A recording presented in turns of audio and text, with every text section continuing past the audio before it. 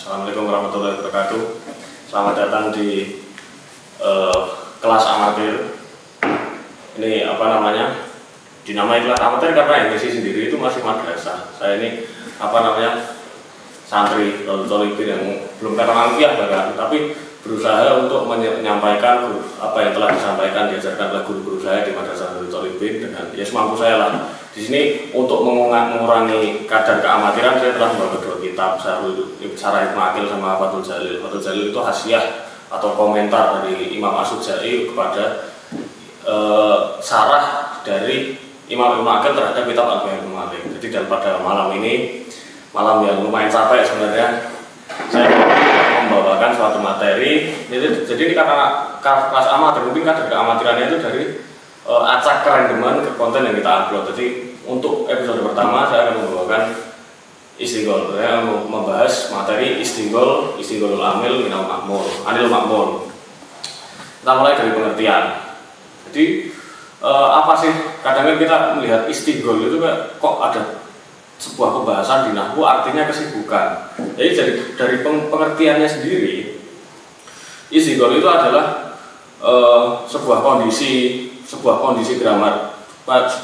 gramatikal di mana ada komponen yang memiliki beberapa komponen, yaitu pertama isim sabit, kedua fi'il yang mengamali domir dinamai mazhul anhu, dan domir itu sendiri yang rujuk kepada isim bernama yang dinamai sagil. Nah, yang dibahas apa namanya intensinya, pusat fokus intensi dalam pembahasan bab istigol ini terdapat di isim sabit. Namun sebelum saya beritahu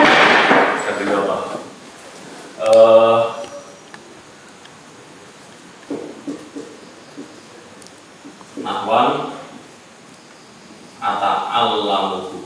Oke. Ata'allamuhu. Di sini terdapat tiga komponen, isim, fi'il, dan isim domir.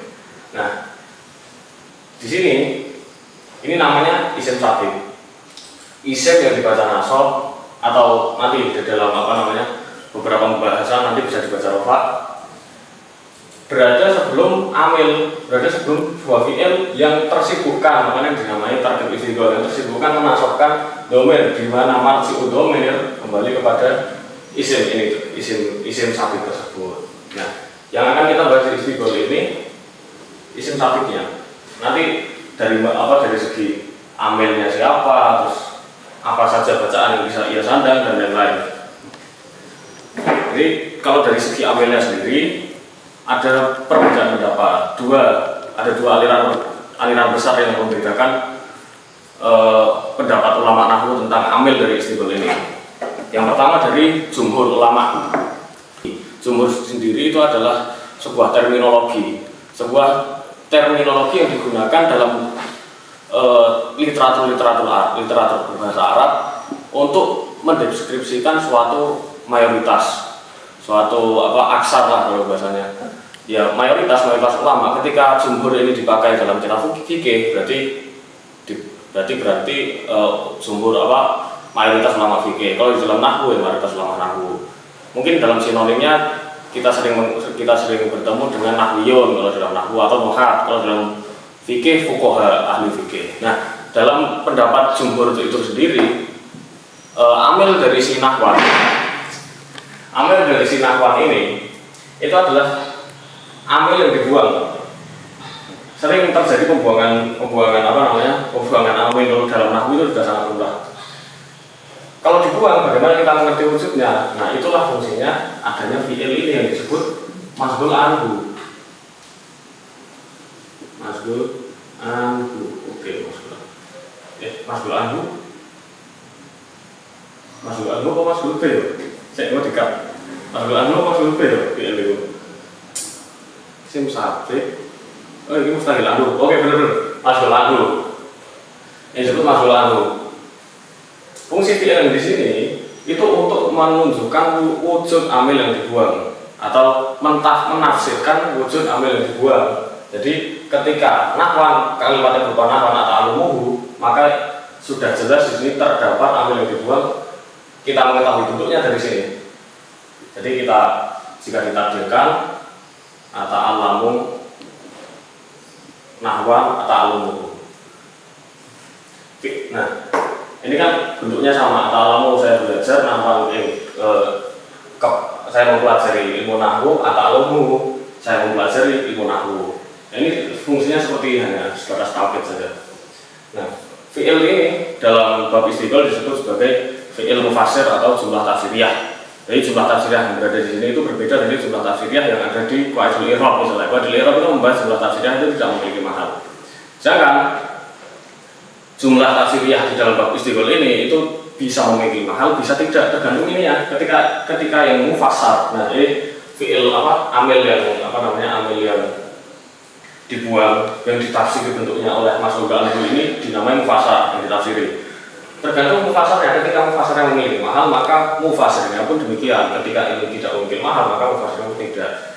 Berbeda dengan yang dipakai di Arab itu jumlah tafsiriyah yang berupa amil fudlah, ma'mul fudlah dan lain-lain itu mutlak tidak memiliki mahal. Tapi kita skip pembahasan itu karena nanti bakal berpanjang-panjang. Nah intinya itu. Jadi ini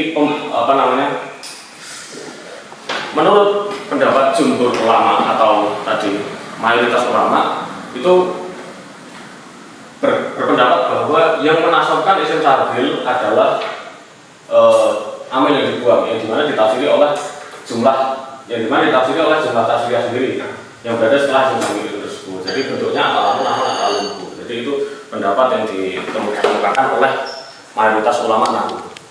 Tapi saya sudah mengatakan tadi bahwa ada perbedaan pendapat di dalam membahas amil dari istiqlal ini. Pendapat yang kedua diutarakan oleh ulama Kufah, ulama Kufi. Jadi emang biasanya lawan dari Kufah itu biasanya Basriyin. Kalau lawan dari Bani Tamim itu lawan dalam berpendapat itu Ahlul Hijaziyin. Nah, kalau dari Imam Ibnu Aqil sendiri, sejauh yang saya baca itu sering bersimpati kepada Jumhur dan Basrah. Ketika pun Imam Ibnu Malik membawakan memihak pendapat yang dikemukakan oleh ulama Kufah, itu seringkali pensyarah ini yaitu Imam Ibnu Aqil tetap mengkonternya dengan pendapat dari ulama-ulama Basrah. Nah, ulama-ulama dari Kufah ini berpendapat bahwa yang menasabkan nahwan ini itu fi'il yang berada setelahnya. Jadi kalau pertanyaannya ya hanya sebatas itu yang menasabkan ini, ketika ditanya siapa yang menasabkan nahwan, ya ta'allamu sebagai fi'il yang berada setelahnya. Nah, ketika pertanyaan kita berhentikan sebatas siapa yang menasabkan nahwan, maka jawabannya seperti itu, tidak ada yang iskal. Namun ketika kita perinci lagi bagaimana perinciannya, bagaimana argumennya, maka terlihatlah bahwa di antara golongan ulama Kufah itu sendiri terdapat perbedaan pendapat. Jadi mereka berbeda pendapat, bertentangan satu sama lain tentang perincian dari argumen mereka. Salah satu kaum berbicara bahwa ata'allamu ini sebagai amil, dia menasabkan si domir ini, ya kan? Dia menasabkan si domir ini bersama si isim sabik secara bersamaan. Itu pendapat yang pertama. Pendapat yang kedua berkata bahwa pendapat yang pertama dulu saya jelaskan. Di dalam syarah Ibnu Aqil jelas diutarakan sebuah argumen bahwa pendapat ini ditolak. Alasannya karena ada sebuah prinsip, ada kaidah bahasa Arab yang berkata bahwa apabila suatu amil sudah beramal pada suatu domir, maka dia tidak bisa mengamali marji'u domirnya yang berupa isim domir secara bersamaan. Nah, dengan begitu pendapat tadi ditolak karena ini sudah mengamali domir dan dia juga mengamali dohirnya marji'u domir yang berupa isim dohir tadi itu kemaruk sih, makanya ditolak pendapatnya.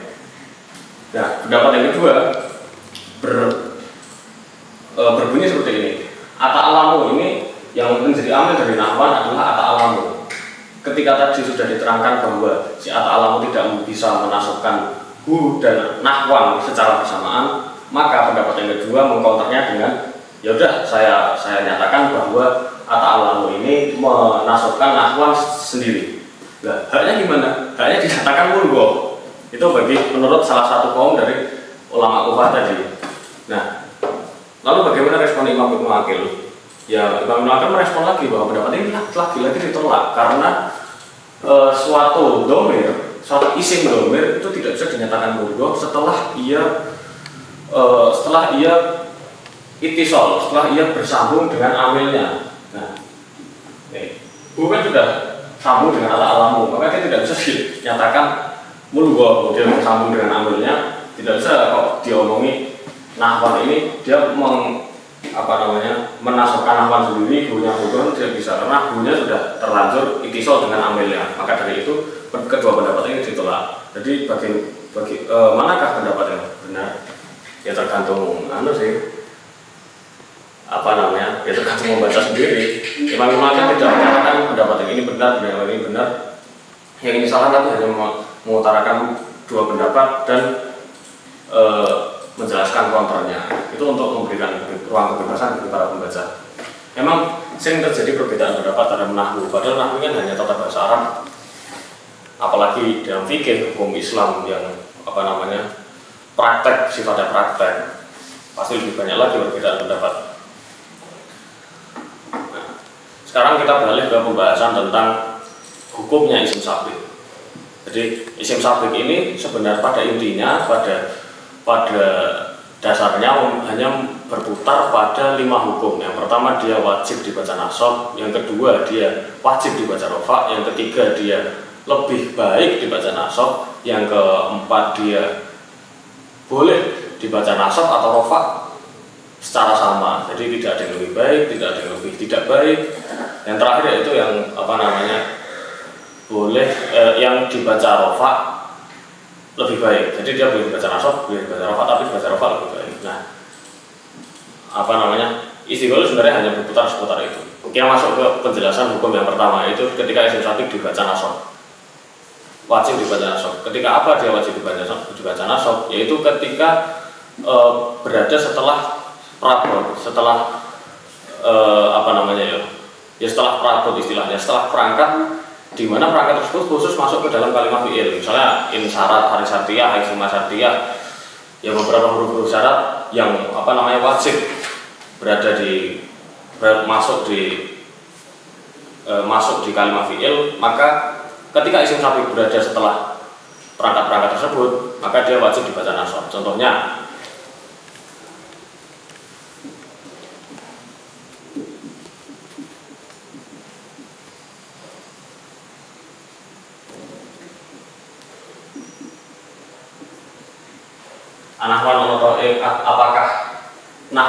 apakah ilmu nahwu ta'alam tahu kamu mempelajarinya? Nah, ini dia dibaca nasab kok sorry ini ya Allah ini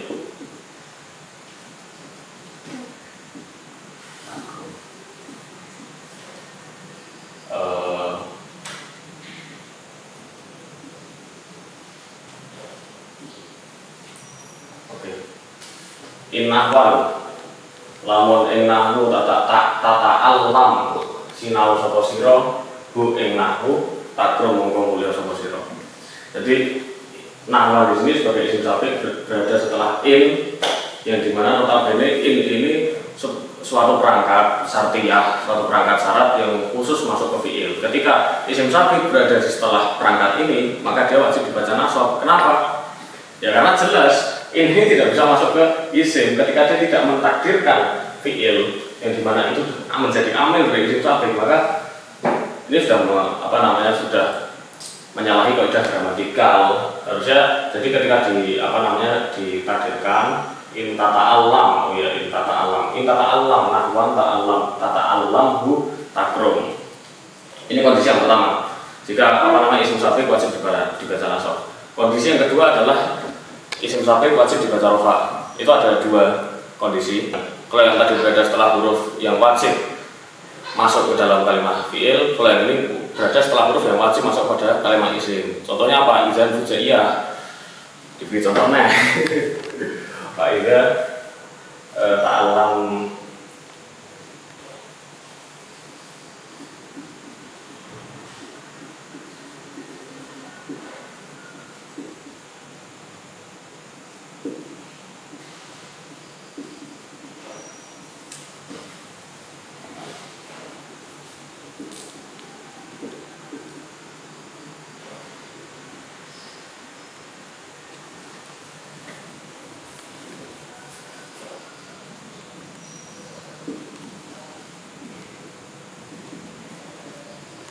Oke.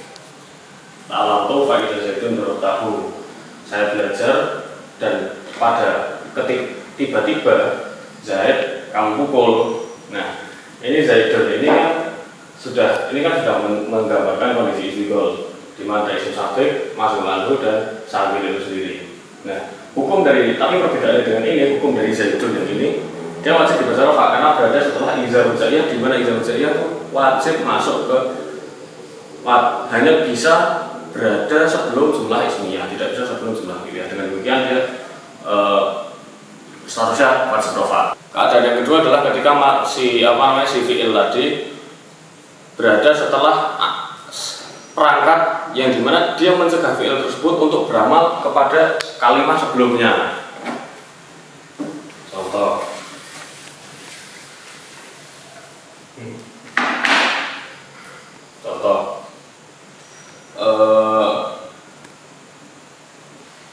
seperti contohnya itu Hamzah Manafi.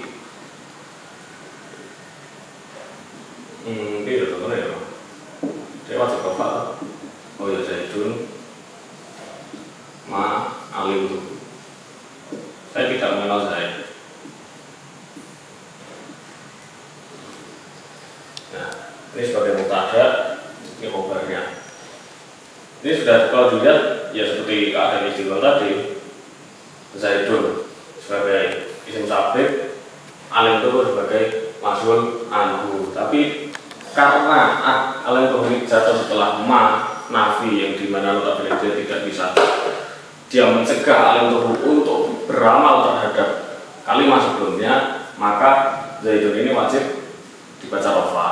Itu inti dari keadaan yang kedua. Keadaan yang ketiga adalah yaitu keadaan yang kedua dari keadaan yang kedua, itu bagian kedua dari keadaan yang kedua. Keadaan yang ketiga adalah ketika isim sabik tersebut wajib lebih baik dibaca nasab. Itu ada dua keadaan. Yang pertama ketika isim sabik jatuh setelah perangkat yang dimana perangkat tersebut biasanya jatuh kepada fi'il. Kalau yang tadi kalau yang tadi isim sabik jatuh perangkat itu, kalau yang tadi apabila isim sabik jatuh setelah perangkat di mana perangkat tersebut wajib berada di fi'il. Kalau yang sekarang isim sabik jatuh setelah perangkat yang biasanya berada di fi'il, maka dari itu dia boleh dibaca dua wajah rafa dan nasab, akan tapi lebih baik dibaca nasab karena biasanya memang masuk di fi'il. Sepertinya apa? Seperti hamzah istifhamiyah, contohnya hamzah istifhamiyah. Azaidan dorab tahu misalnya, nggak usah saya kasih contoh lagi. Azaidan dorab tahu.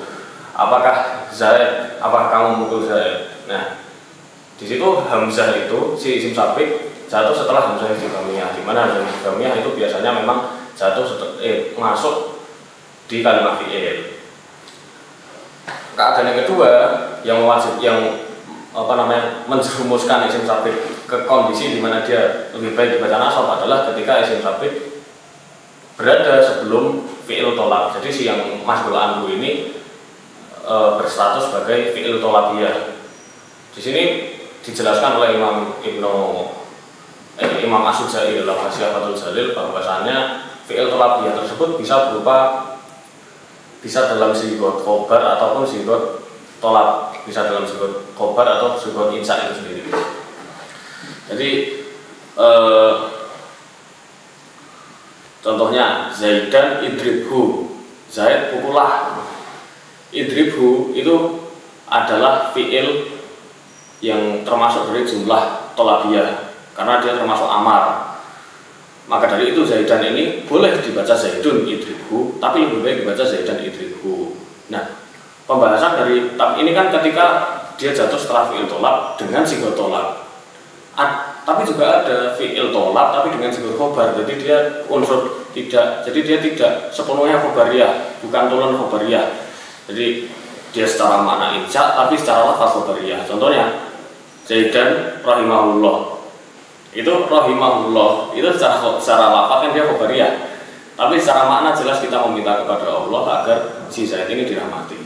Jadi itu yang dijelaskan sebagai jumlah yang tidak sepenuhnya khobariyah, tapi hanya secara lafaz saja khobariyah, tapi secara makna insya Allah.